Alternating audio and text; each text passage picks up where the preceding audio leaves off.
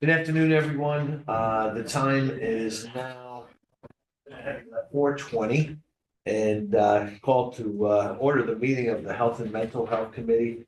A copy of the agenda for this meeting may be found on the county website under the tab for the legislature.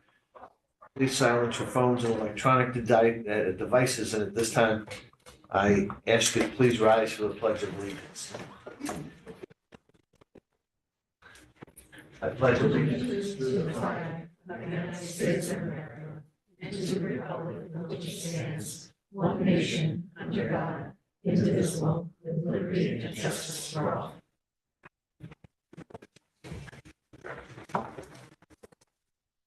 All right, Doreen, would you kindly do the roll call? Absolutely. Amo. Here. Anagnostakis. Ellers. Feller. Here. Ramos. Sutherland. Here. Tortel. Tui. Here. 5 present, 3 absent. Here. Here we are. Okay, first up, we have item number 1. Lacey Trimble, Commissioner of Social Services and Mental Health, and Lee Roth, Deputy Commissioner of Mental Health. Lacey, just you? Just Okay.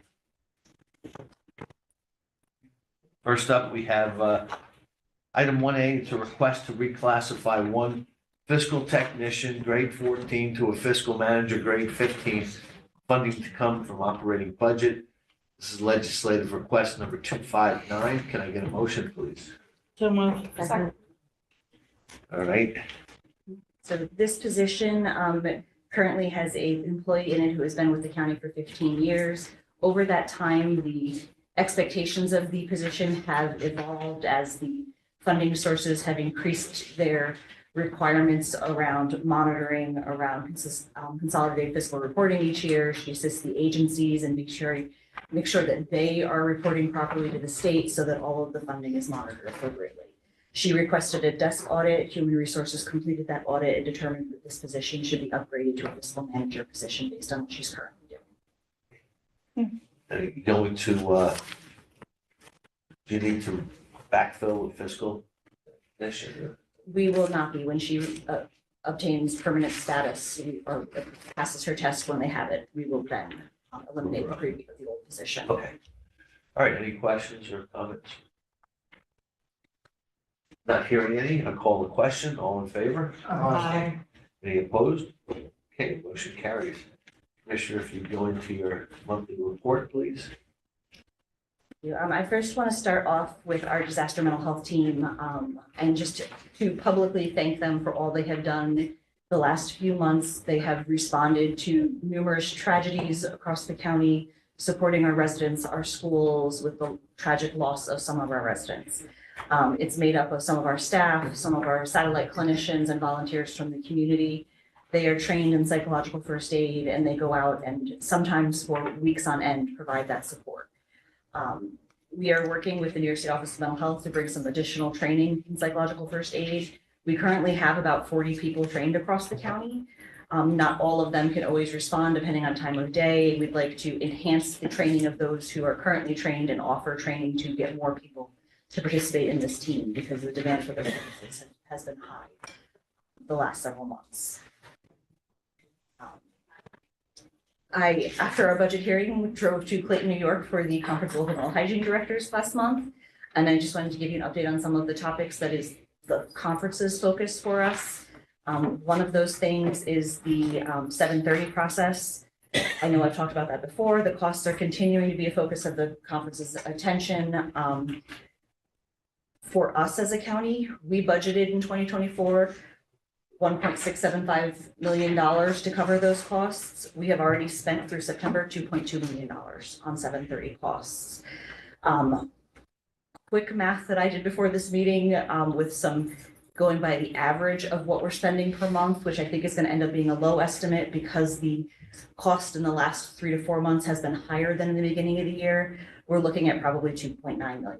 So far, we've been able to move money that's underspent in other lines to cover those things. But I foresee this continuing to be a challenge with these 730s. There is a push to change legislation around 730s. I know legislator Amo is very familiar with this. To try to push for people to have a restoration within 90 days. We have people who have been in restoration services for years in our county, and we're paying a very high daily rate for them to remain in that level of care.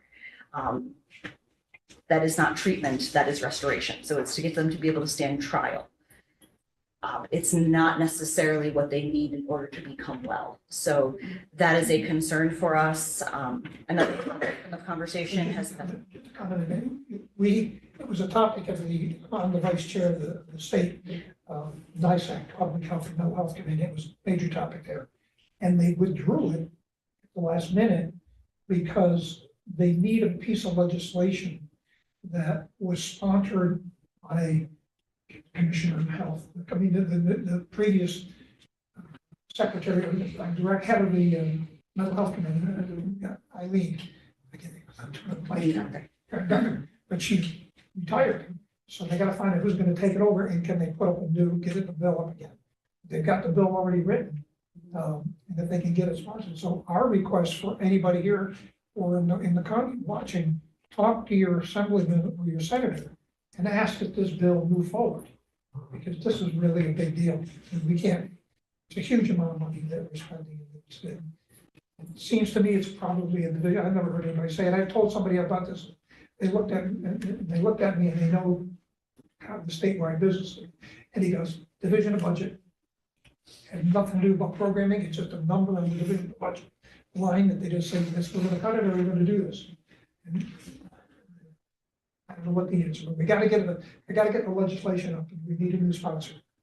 I spoken to Chris Ekus about it because he's on the Mental Health Committee. And he said, once he goes back to that office, he'll find out what I to think do. we did a resolution memorializing too. Could we do that? Could you help us do something? There was a resolution before Darcy left. Yeah, last, encouraging early in them the to year. move forward. Anybody feel comfortable doing that? Asking to have another one brought before it? We did one in June or July. I believe. Even Was that Betsy? I believe we did one in somewhere between May and July. This year. It was, yes. Yeah, This yeah, year. This year? Yes. Okay, I wasn't sure we knew we were talking about it. Yeah. Because it'll come up again in the cycle in the fall for the That's budget. after session in Albany, so it wouldn't get taken up. If we did it in July, that's after the legislative session is completed for the year, so it wouldn't get taken up again until January. You think it's solid? Do we have to do it again? I don't know, I'd have to ask. Well, why don't, the commissioner just keep an eye on it? And then if you, coming up on the end of the year, so in January, if you can find out what's going on with it, then if we need to do another resolution, we could do it. Maybe you can find out when you check. I'll with check the at NISAC and see what they're. NISAC and see if, there's any action on it, any movement. There's not a county in New York State and not this. We're terribly by this. Some of the real small counties, terrible. You've got a very small county like Essex, one of the smaller counties.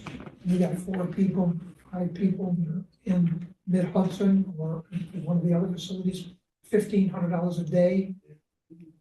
2 years, you're eating into these small county budgets. County has, Huh? county It's 100% county cost. It used to be 50%. The state changed that a few years ago. to 100%. It's 100% county cost. All right, legislative Tortel? Thank you. Commissioner, when you were talking, going back stuff that I didn't get to say before, when you were talking about the training and going forth, I know that the Department of Mental Health works hand in hand with the Red Cross in those emergency situations, and I can testify to what you guys accomplish, and it's amazing. And, you're not just there for the immediate aftermath, you're there for the long haul. And I appreciate that tremendously. Is there anything that we can work with with a volunteer organization such as the Red Cross or other nonprofits within the county to get the word out that we need more volunteers and to maybe do a couple of days worth of training program, to train these people and get more people involved who can respond? Because like you said, it is limited. Sometimes it's, retired healthcare professionals or people who are, not working full-time or have their own business and can work from home. Or, can stop what they're doing to help.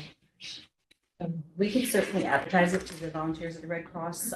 Some of the volunteers for Red Cross are also volunteers for us for psychological first aid for our disaster mental health team. So we can open it up to anyone.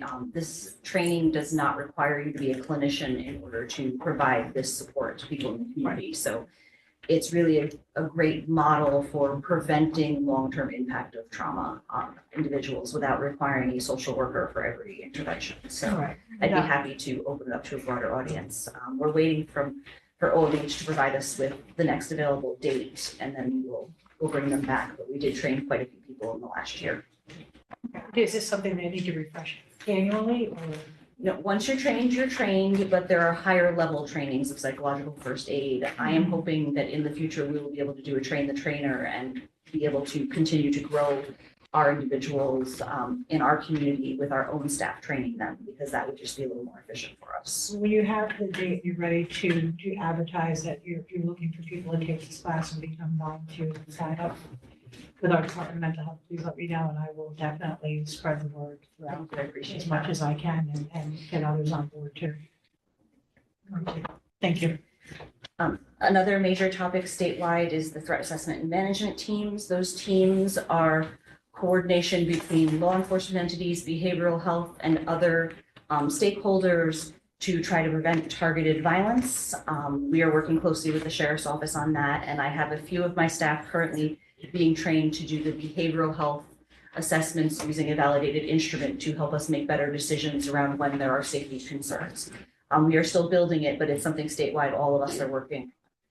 The other major topic from the conference was the 1115 Medicaid waiver. I know I brought up social care networks before. Hudson Valley Care Coalition is our social care network, and it has been announced that they are going to use a platform called Unite Us. Unite Us is a closed referral system which will allow our community-based organizations to make and receive referrals and be notified that somebody picked up that referral and the need was met for individuals. That should help us in people not falling through the cracks. And these will be Medicaid reimbursable services for around transportation, housing supports, not housing itself, but supports to keep people in their housing, and nutrition. And the nutrition piece will be medically tailored meals that could be provided through a food pantry. The food pantry could get reimbursed through Medicaid for those. The other half of that waiver is the workforce investment organizations. Our region that was awarded to 1199 SEIU. They are implementing career pathway training programs. They will pay the full tuition, books, administrative fees for anyone who goes into that program. There are 10 targeted healthcare positions that are eligible for that. And anybody who takes advantage of that free education will then have to provide 3 years of service to an organization with a 30% or more Medicaid population that they're serving. So they are just rolling those out. Hopefully, we will see an impact of an increase in the number of people available to fill our positions. I also previously talked to you about the court navigator funding. Unfortunately, the funding was not enough to fill 2 positions, which is what they had said they were going to give us. We submitted a proposal for 1 position because that's what we can afford with the amount of funding that was allocated. There are other counties who have turned down the funding for court navigators, so I'm hoping that they will consider reallocating the unspent funds to the counties that want to do that, and we'll get our second one. But that is, hopefully we will get an award letter soon and be able to come before you and request to create that position. And that will be ongoing funding once it's created. Just wanted to give an update on Oxford House because they have opened up an additional house in Middletown. The house will have a capacity for 10 residents in recovery. That brings us to 5 houses that can accommodate 39 people. Most of those houses are for males, but one of them is for women and can serve a woman with 1 or 2 children, depending on how many women are there currently. The Middletown location just opened and has already have 6 of their 10 beds are filled.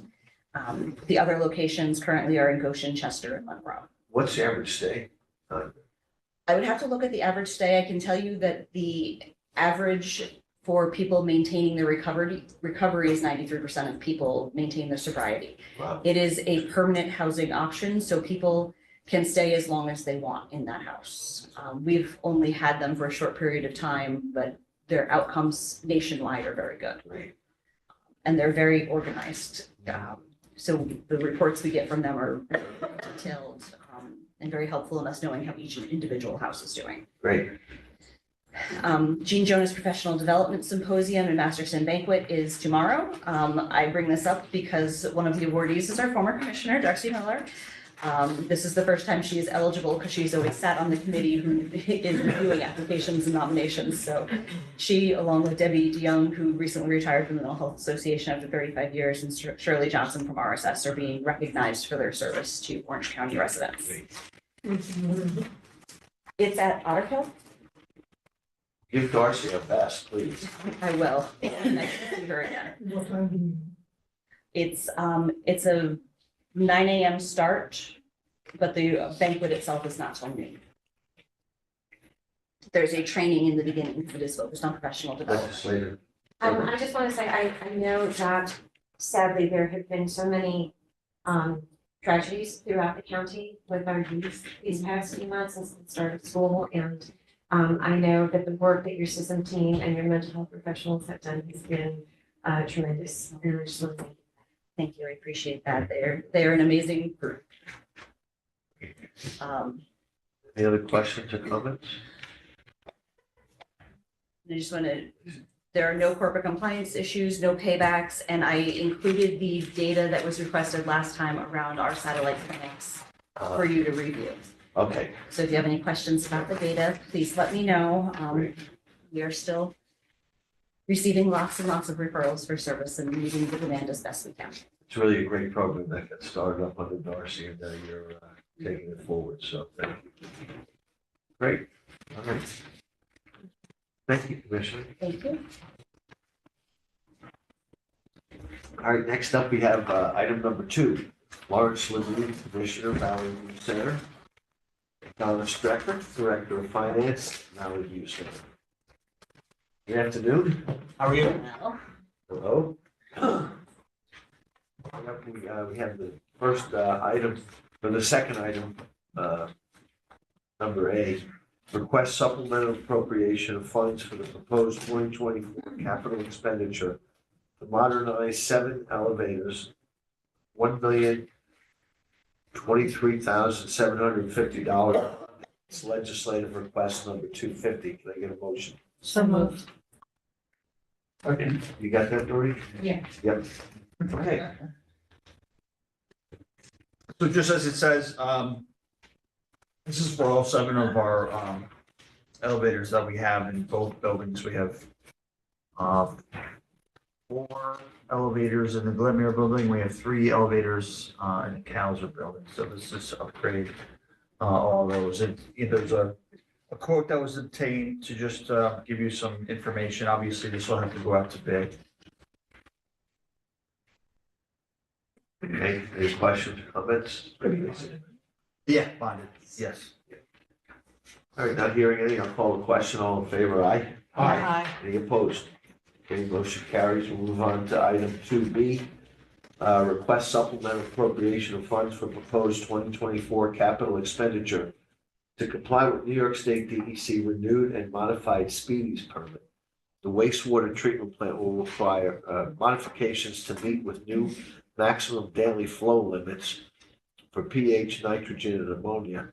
$250,000 bonding, legislative request number 251. So moved.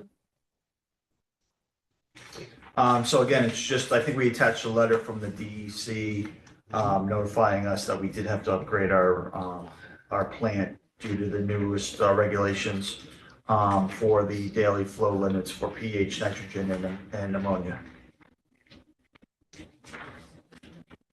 Now, are you increasing capacity there or just? No, it's just it's just to comply with the new regulation standards. For the We have to have speeds. repairs done and some other work done to the plant. You have to have it or We have to have it done, yeah, Yeah.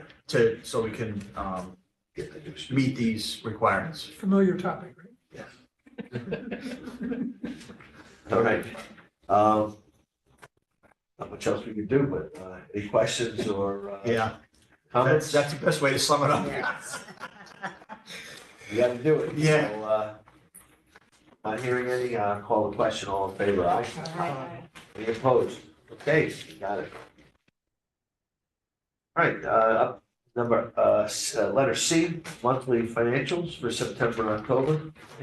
Hi, Thanks, Don. would you like to fast forward to? Yes. Yes, okay. I said that to Lawrence, I think we're probably gonna want to fast forward to October since it's the latest and the greatest. Okay, so the biggest news we have for you is that we are going to be receiving some IGT funding. We received 2 letters from the Department of Health. We are getting 2 separate payments because the FMAP, which is the share that the county pays, is 2 different amounts. So the net amount that we're going to get is $6,736,810. That's payment for 2 quarters, so it's April all the way through September 30th, 2023.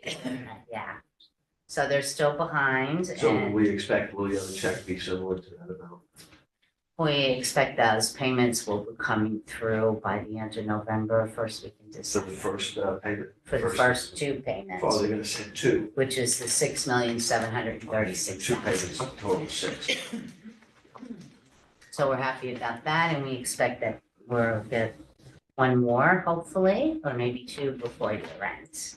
All right, So we're happy to report on that.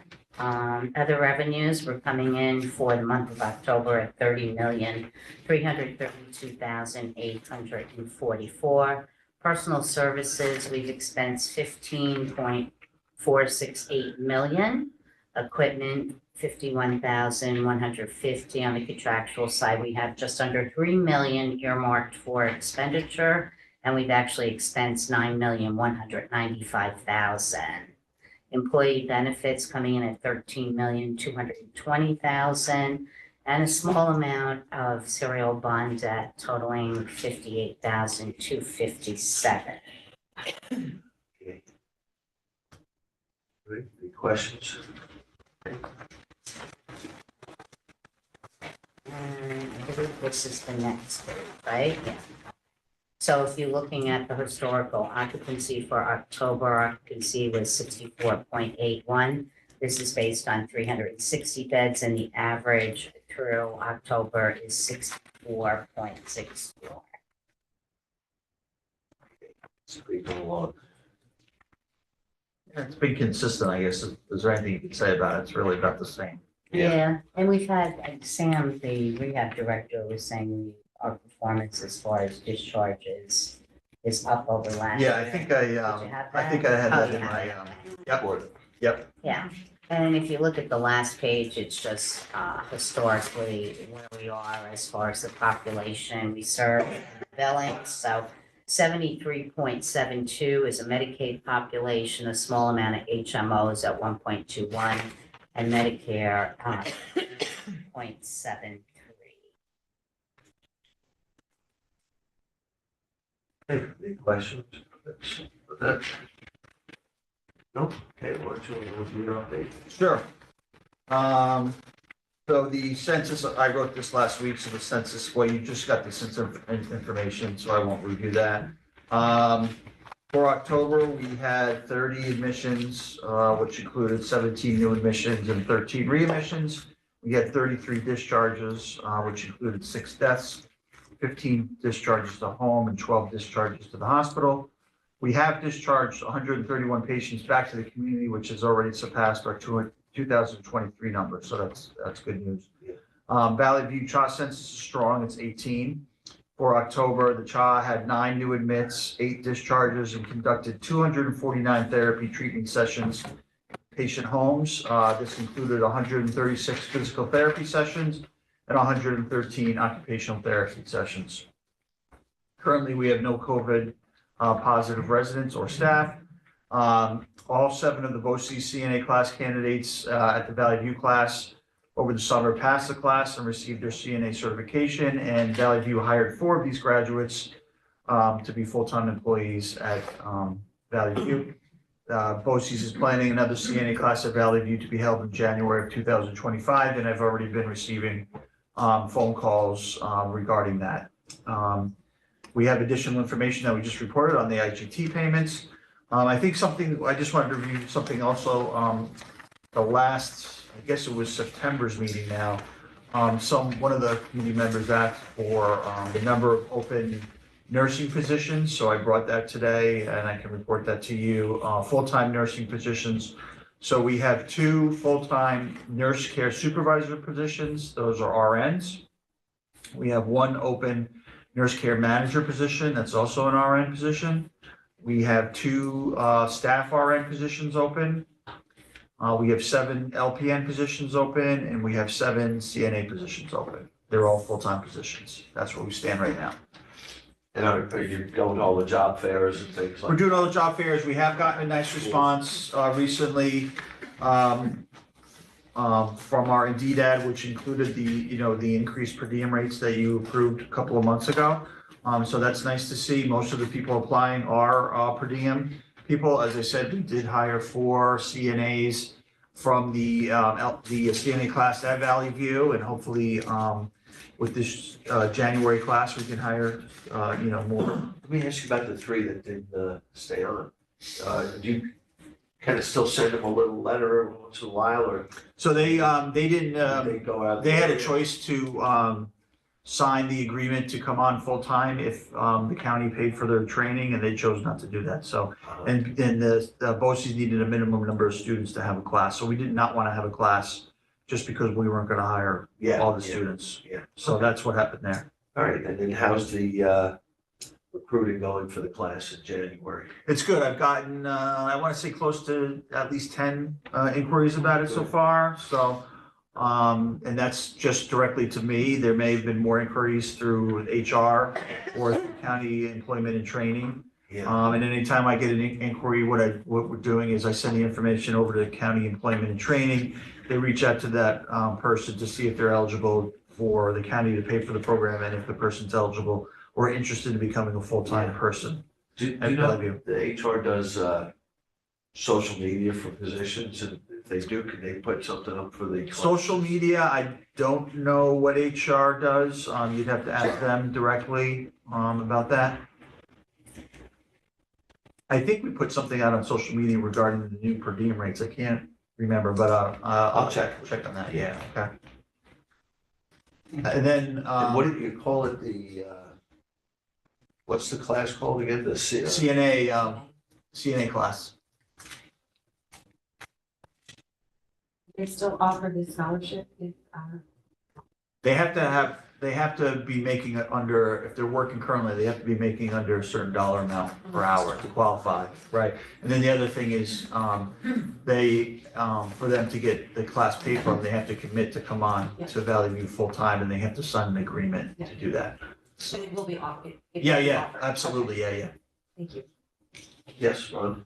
It's a quick question on the census. That Sure. 64%. That's based on 360. a wing that's closed down. That's based on the whole facility. We Yeah, have which is- three wings closed down, so I think we include that information on the census Yeah, info. you'll see it on the other. So basically, it's like 90 It's 87, I think, I want to say, off the top of my head.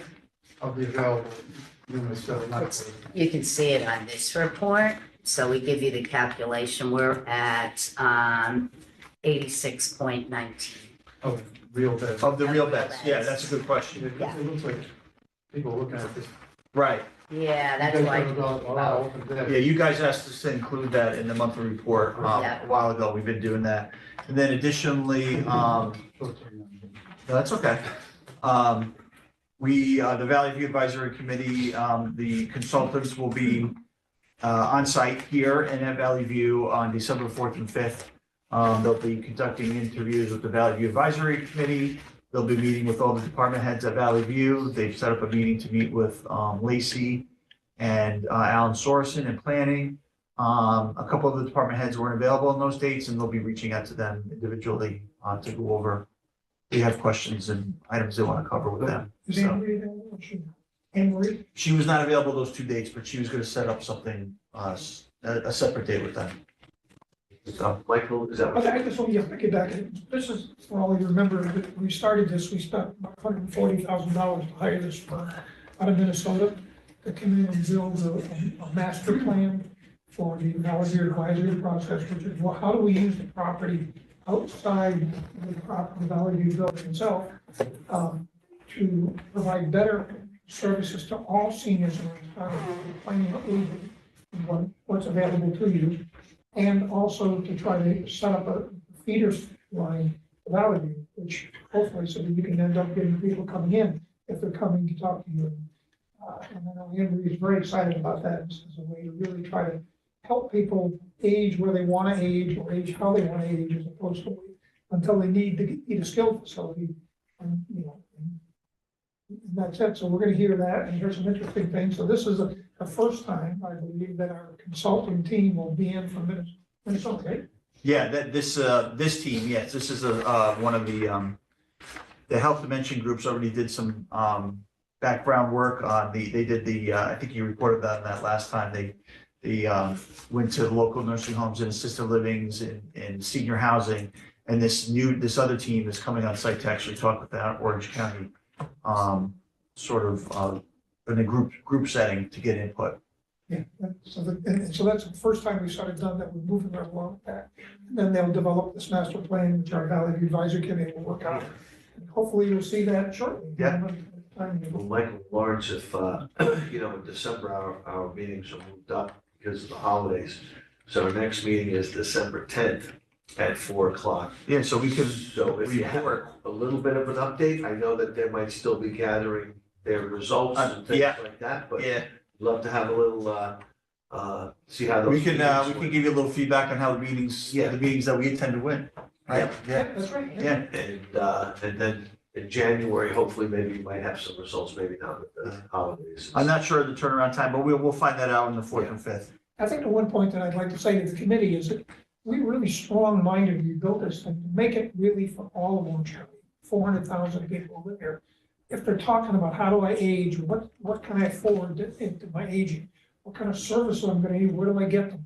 Oftentimes that question is just so hard to get an answer to. And we're hoping that this kind of a welcome center model will be there to bring something for everybody. So we have to sell it Absolutely. because it might come in at a very expensive item to do this. We're hopefully gonna find a bidder who will buy it and build this for us. It's not a county expense. But, it really takes a lot of support from all our constituents and people to hear about this and talk about it. And try to get behind it, because it's a heck of an idea. I also want to thank you because you pushed this and you got it going, you got it off the ground, you got the advisory committee together. And it's nice to see that it's moving along. So thank you. People like Thank you, Ron and I, Lawrence, people also. like Ron and I that are looking, how the hell do we age, And when we get older, how do we do this, Just aging in place. All right, I think we're done. So happy Thanksgiving. You too. Thanks. Yeah. We'll see you. Hope you feel better. It's not like you got a cold. Nah, you know what it is? It's allergies. Allergies. Thank you. Yeah, thank you guys. Appreciate it. Thank you. Thank Yep. you. Thank you, everyone. Talk to you later. Yep. All right, up next, last but not least, we have Lisa K. Lahiff, Deputy Commissioner of Health, Gretchen M. Reardon, Deputy Commissioner of Health. Welcome. All right, we've got the first item 3A. It's a request supplemental appropriation of funds into the operating budget for 1-year extension of funds for the Migrant Health Services Program. The New York State Department of Health for the period of 10/1/2024 through 9/30/2025. The purpose of this grant is to provide funding for the public health outreach and education services to migrant/seasonal farm worker population throughout Orange County.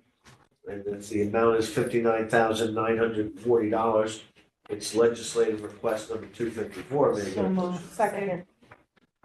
All right, So this do program, this every year, right? we do this every year, but instead of a new longer grant, the state is moving this program from where it is in the Department of Health to another division. So they have extended the grant for 1 more year. And we expect something a longer grant next time, once it moves to the other division. Will you still be administering it the next time around, or you said they're moving it to another department, or is it? Another division of the state health Another- department. Of the state Oh, health the state. department. Yeah. So Right. you'll be doing it, but for a longer Yes. period of time? We certainly hope Right. so. Good, Yes, good. Yes, so this is a program where one of our community health workers goes out to visit migrants who are here on a migrant visa, who work in our farms and packing plants in Orange County, to provide them education about communicable disease and other things, like how to protect themselves from mosquitoes, ticks, sunburns, things like that. They distribute a lot of good information. There's no healthcare being provided. That is done through the Horizon or Sun River.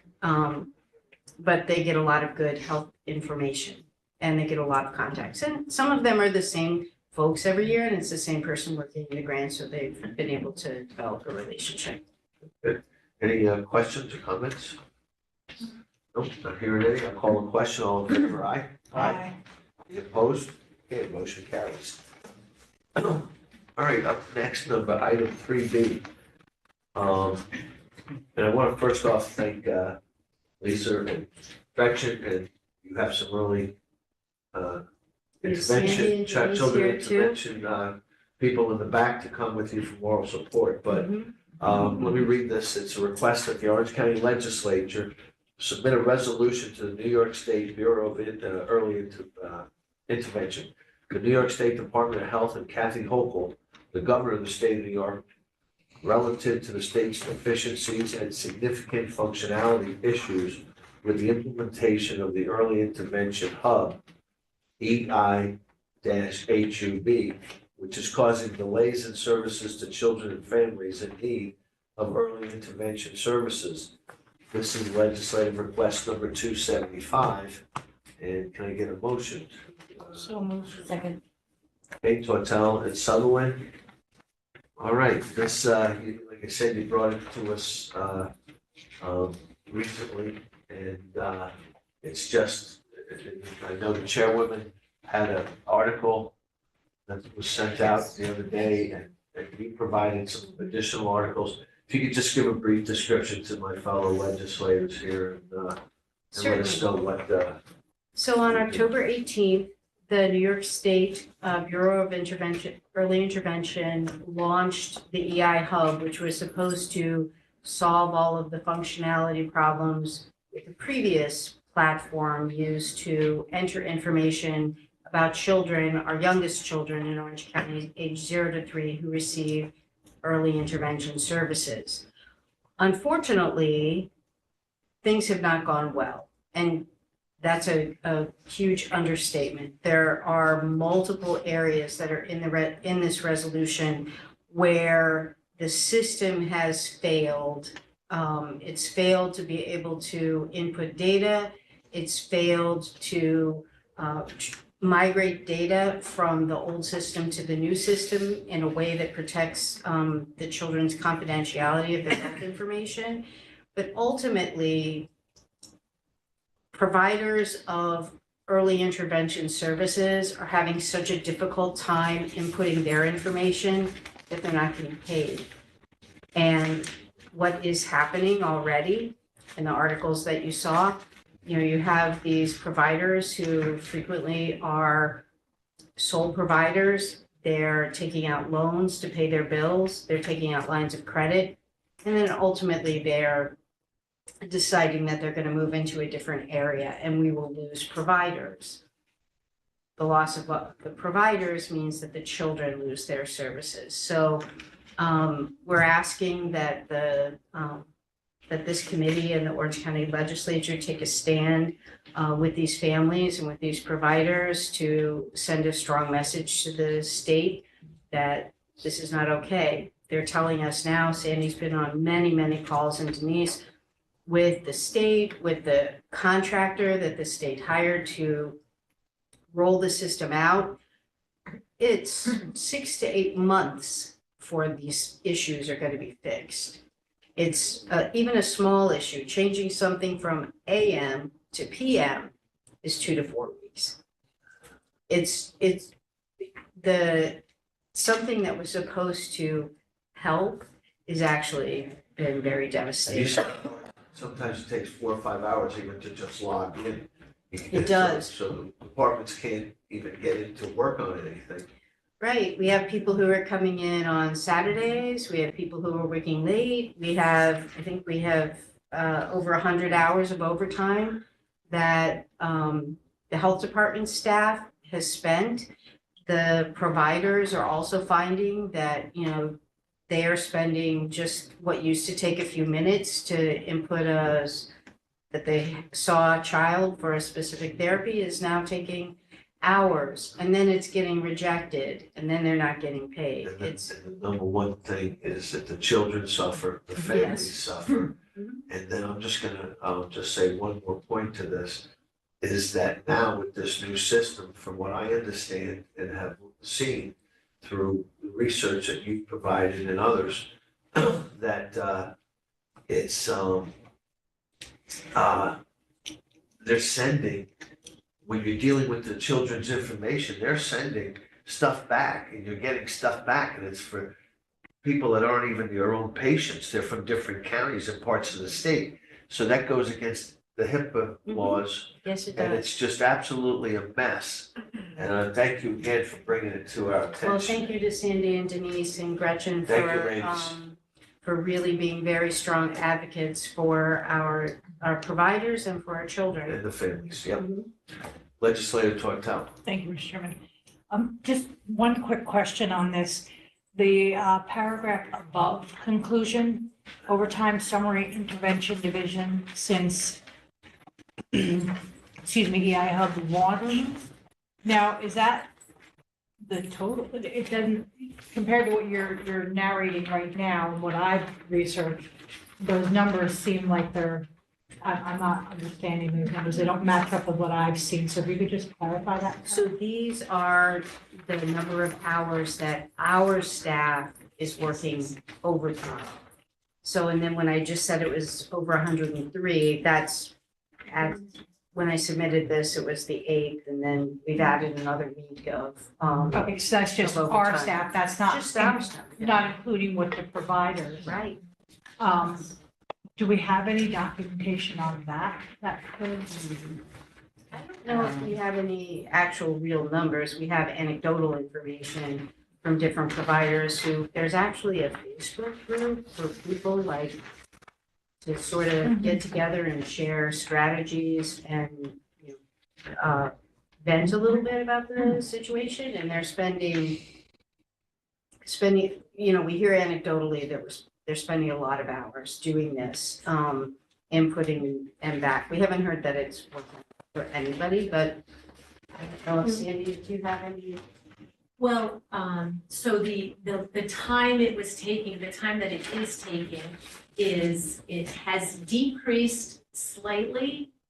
But as Lisa was saying, for a therapist to enter their note or to do some billing, what used to take 5, 10, 15 minutes is now taking 1 to 2 hours to 3 hours, then to encounter an error, to then get on the telephone with Public Consulting Group, PCG, the company that built the platform, to then be on hold. Now, mind you, in early intervention, therapists do not get paid unless they're working with a child. Right. So all of this extra time for data entry, for phone waiting on hold for hours has just taken such a toll on in our provider community here in Orange County. So I mean, individually, what would providers say? I guess it would depend on their caseload, how much longer it's taking them. But if you think that it used to take 10 minutes, is now taking close to 2 hours. And then if they didn't want to stay on the line, because again, not getting paid, needing to see other children, they could send an email, and even that is extremely flawed.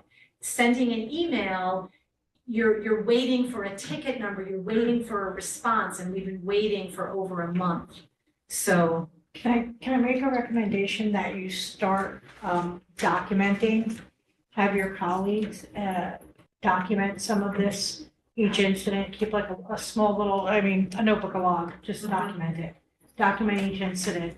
And then when, this resolution does go forward, we can possibly include that documentation, not just of what our staff is going through and the amount of overtime our staff here in the county as cost, but also what is costing the providers and ultimately the children. So it's documentation to back up what we have stated here throughout the resolution that I'd like to see, Mr. Chairman, I'd like to see that included when we submit this resolution.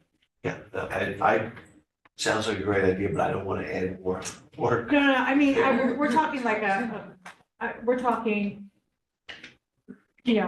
provider A, this date, 6 extra hours from what it would have cost me. See if you can work it. Put it on my Facebook group. Yeah, I People could can- probably get a few examples, certainly, of Yeah. that kind of information. Yeah, To just say what normally would take 10 minutes is now taking. And the only thing that I can say, as Lisa was saying, that we have been on multiple meetings with New York State, the Bureau of Early Interventions, and PCG, the company that built the platform. And they have heard this from providers, but I'm happy to get that kind of information. I could get a few samples. Yeah. Okay, please. legislator. Pass it through to Doreen. Well, I'm sorry. Yeah, if you could pass it through to Doreen, thank you. Legislator Raymond. Yeah, it just seems strange. This was this beta tested? Oh, yes. Yes. What do they think of that? Oh, sir. So it was in production for approximately 4 years. Denise was part of a testing team for it. It's your fault. So she reported the issues, this very, very significant issues all along. Then it was sandbox tested with dummy data throughout the state of New York for months. This was supposed to roll out in July, but due to the sandbox testing and all the problems that were identified, the request from the entire state of New York was, please hold off until October. Make these changes, make these corrections, and then roll it out. And we were promised that all of these issues would be corrected, and they were not. And it's anything but an intuitive system. It's taken us back to like what looked like your 1980s high school computer class. And it's unfortunate that, like Peter said, that children and family services are what's being affected. So thank you. Hey, legislator fellow. So do you have contracts with each provider that you pay, yearly contracts or 2-year contracts? Orange County does not contract with the providers, they contract with the state. The state pays them. So the bottom line is that when these contracts are over, they're going to go up in price significantly because The you're spending state 3 sets hours the with a price. child and it's really supposed to be 5 hours. Unfortunately, the state sets the price for the contract, so the providers can't, Okay. increase their So own you're gonna lose, contract, you're right? gonna lose providers. Correct. Yeah. Yes. We already have it. My grandchild, 20 years ago, he's a magna cum laude. It was a great early intervention kid, 2 years old, and he's Right, and that's the sad part about this is that you're getting the children help early, and fantastic. it has a profound effect on the rest of their lives. Okay, there's no more questions. Anything you'd like to take a vote on this? All in favor? Aye. Any opposed? Okay, motion carries. I'd like to have my name, make sure it's added to the You want resolution, I guess everybody. Dory, can you, do we want to add all, the whole committee? Okay, as sponsors. All right, and now Lisa with the, update. Do you want to just touch, Yeah, I'm just gonna go, I give you a lot of information. Yep, but I definitely want to hear about the health fair and, any kind of, problems with the communicable diseases and also the grants that you're looking into. Okay. So the Orange County Department of Health had their 4th annual health summit in October. We had a number of attendees from everywhere from academics to community and faith-based organizations. There were 108 attendees, and the keynote speaker was the executive director for the New York State Department of Health, who is a Newport native. It went very well, and we've had a lot of very positive feedback about that. We continue to struggle for recruiting for our nursing positions. We do actually have a social media presence, and we have advertised through Facebook and still nothing.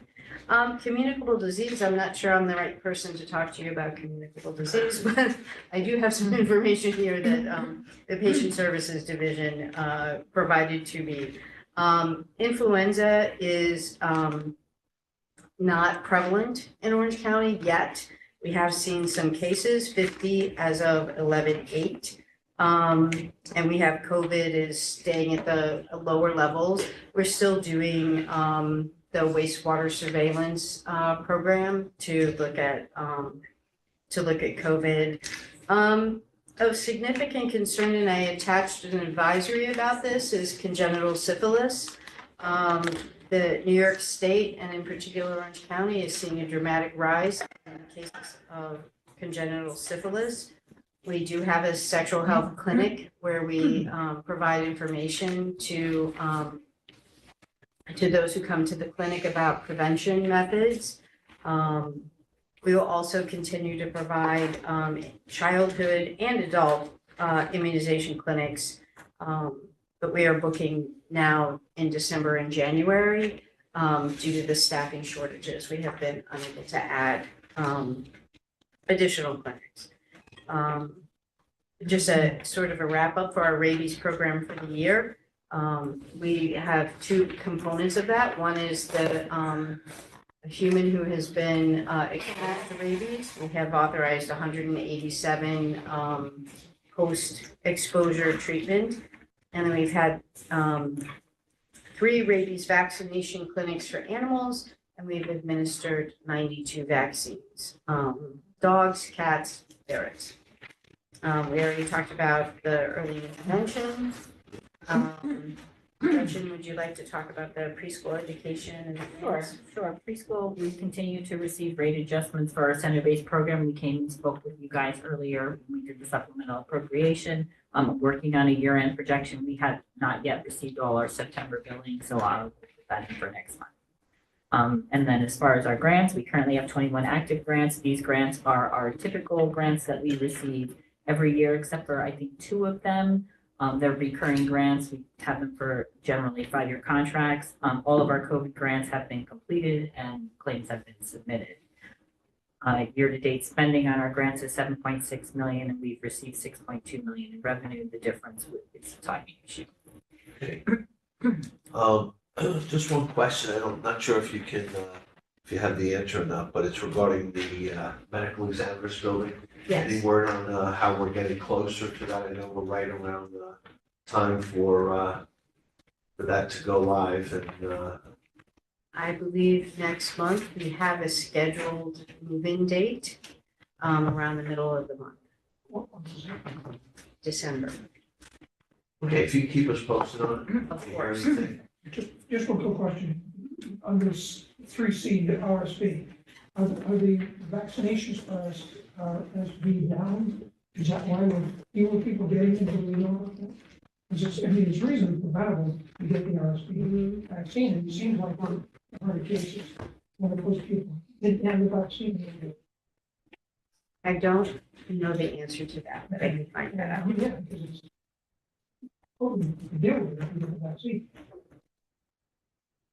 Thank you for that. That's what they were, you know. Huh? I was talking to the commissioner, the deputy commissioner, Right, that we could right, find yeah. out. Right. So we're not all legislators. Right. We don't do the vaccines for children for that, but I can find out some information about the adult vaccinations. And then our emergency preparedness, we're called to respond to to the fires, the wildfires. We've provided some air quality information to residents of Orange County. We've also done some Facebook posts, reels, I think they're called, on preparedness. And we also manned a shelter over last weekend with our Medical Reserve Corps. For the underage tobacco and vaping, the health department has participated with Office of Cannabis Management and other state agencies to do checks on businesses as a sort of an operation through the CE's office. We have mostly looking at flavored vapes, still a very large problem in Orange County. We have, I think our last, our just most recent resulted in a $74,000 fine to a business. And then because you asked me last time, there have been 379 transports to the ME's office 79, as of the end of last week. as of last week, so that was a big year.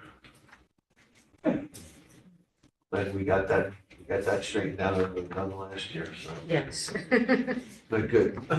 Right, anything else there, Deputy Commissioner? No? No. No, any other questions or comments? Okay, not seeing any, I'll take a motion to adjourn. Happy Thanksgiving, ladies. All in favor? Thank you. Thank you very much. Thank you.